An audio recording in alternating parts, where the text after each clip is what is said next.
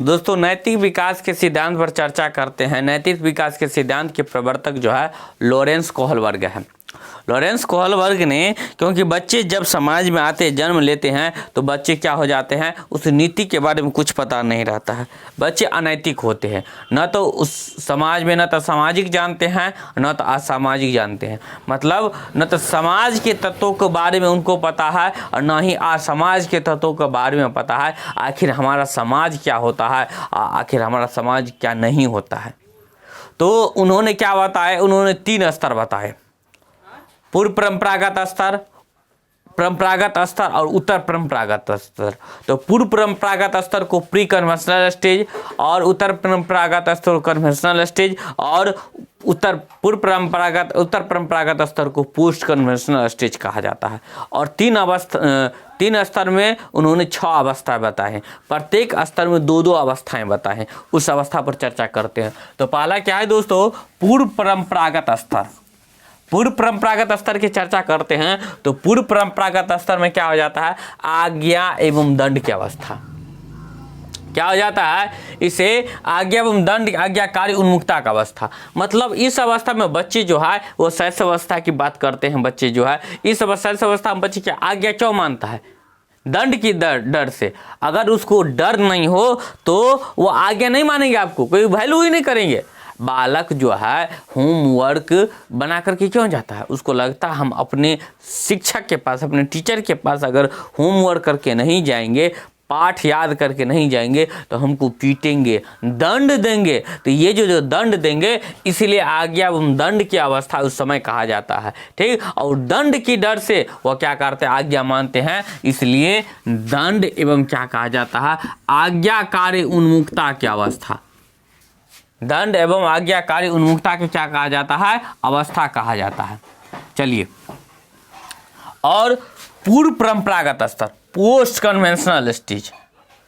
मतलब पहले इसका और चर्चा कर लेते हैं। इसका एक मतलब पहला अवस्था हो गया आज्ञा एवं दंड का अवस्था और आज्ञाकारी उन्मुक्ता अवस्था, और इसी के दूसरा है अहंकार की अवस्था। अहंकार की अवस्था को अदला बदली की अवस्था भी कहते हैं।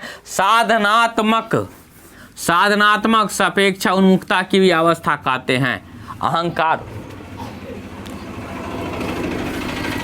उस अवस्था में बालक के बहुत अहंकार होता है। अगर बालक कोई काम कर रहा है, किसी सामान को फेंक रहा है, अगर आप उसको रोक दीजिए, रोक कर दिखाइए, आप उसको लगेगा मेरा अहंकार को चोट पहुंचा है। अगर एक सामान फेंकेगा, अगर उसको आप बोल दीजिए तो वो क्या करता है, और सामान फेंकने लगता है, उसको अहंकार को चोट पहुंचता है। खाली बोल दीजिए एक बर्तन मत फेंको बाबू, तो वो क्या करेगा, और बर्तन फेंकना लगेगा और सामान फेंकने लगेगा। ठीक है ना। और ये अहंकार के मतलब क्या हो जाता है, उसके लगता है उसके अहंकार को क्या करता है, चोट पहुंचता है। उसके अहंकार को क्या होता है, चोट पहुंचता है। ठीक, और इसलिए इसको क्या कहा जाता है, अदला बदली की अवस्था। अदला बदली की अवस्था कहा जाता है। और उस बालक को, किसी बालक के पेंसिल पसंद आ गया, उसके पास नहीं है, आप क्या करेगा, अपने ज्योमेट्री बॉक्स से पेंसिल निकालेगा, कोई वस्तु निकालेगा जो उस दूसरे बालक को आकर्षक लगे।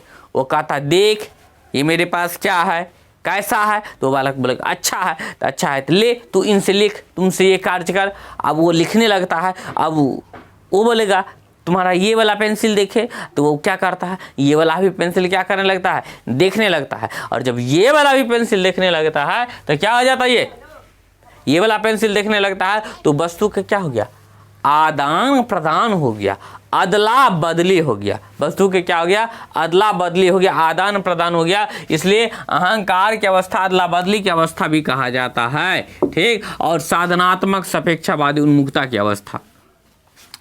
साधनात्मक सापेक्षावादी उन्मुक्ता अवस्था क्यों कहा जाता है, क्योंकि उसने क्या किया, उसमें साधन का अदला बदली किया। साधन के क्या किया, अदला बदली किया। तो पूर्व परंपरागत स्तर, पूर्व परंपरागत स्तर में क्या हुआ, आज्ञा एवं दंड की अवस्था। पूर्व परंपरागत स्तर को क्या कहा जाता है, आज्ञा एवं दंड की अवस्था, दंड व आज्ञाकारी उन्मुक्ता की अवस्था कहा जाता है। ठीक, और इसी अवस्था में क्या कहा जाता है, अहंकार की अवस्था। इसी अवस्था को पहला पूर्व परंपरागत स्तर है, जिसमें दो अवस्था होता है, आज्ञा एवं दंड की अवस्था, दंड एवं आज्ञाकारी उन्मुक्ता का अवस्था। और दूसरा स्थिति में क्या होता है, अहंकार की अवस्था, अदला बदली का अवस्था और साधनात्मक सापेक्षावादी उन्मुक्ता की अवस्था। दूसरा परंपरागत स्तर। परंपरागत स्तर में क्या है, सामाजिक व्यवस्था के प्रति सम्मान।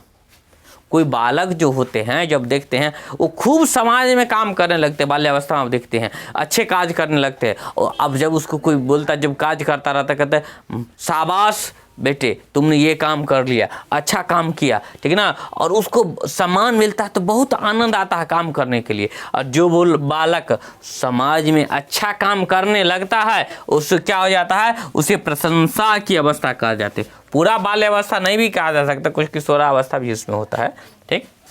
तो प्रशंसा की अवस्था, प्रशंसा की अवस्था, और जब प्रशंसा हो जाते हैं तो कब होते हैं, जब आप उत्तम लड़का उत्तम लड़की बनते हैं तो उसे क्या कहा जाता है, उत्तम लड़का और अच्छी लड़की उन्मुक्ता। उत्तम लड़का और अच्छी लड़की के क्या कहा जाता है, उन्मुक्ता की अवस्था कहा जाता है, ठीक। इसलिए इसमें क्या कहा जाता है, good boy nice girl, good boy nice girl की अवस्था। अब चलते हैं उत्तर परंपरागत स्तर, सामाजिक समझौते का अवस्था और सामाजिक अनुबंध की उन्मुक्ता। ये किशोरावस्था में होता है।